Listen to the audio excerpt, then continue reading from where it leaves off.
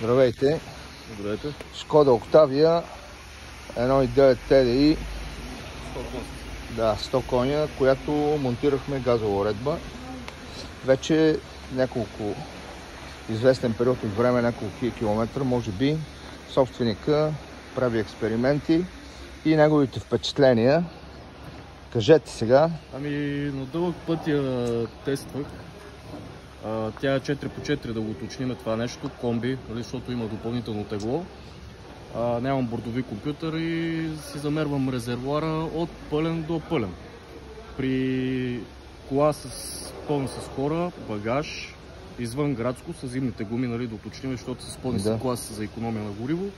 Разходът, който ми даде, е 3,100 нафта, около 300 нафта и около 2 литра газ. Вървежа е уникален, върви наистина много добре. Шума на двигателя се усеща, че намаля много. В ниските има сила, ниските обороти. Също оборотната температура, работата на двигателя стига по-бързо работната си температура. Общо взето това е, ще има още тестове вече. Доволен сте? Със сигурност. Значи, ето един клиент, който споделя впечатленията си след монтиране на газова уредба на TDI.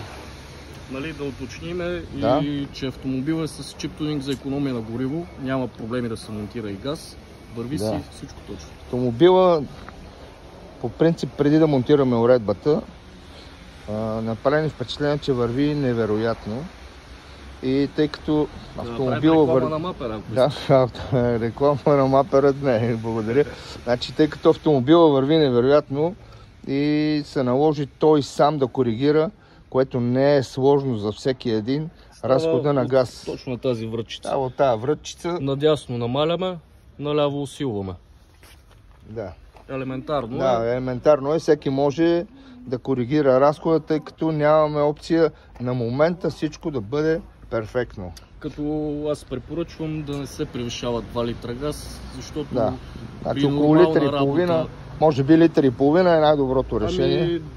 Бих казал литър и половина, защото с 2 литра няма проблеми, върви колата, но при едно нормално натоварване. При усилено натоварване може да стане някаква бела, затова литър и половина максимум мисля, че е оптимално.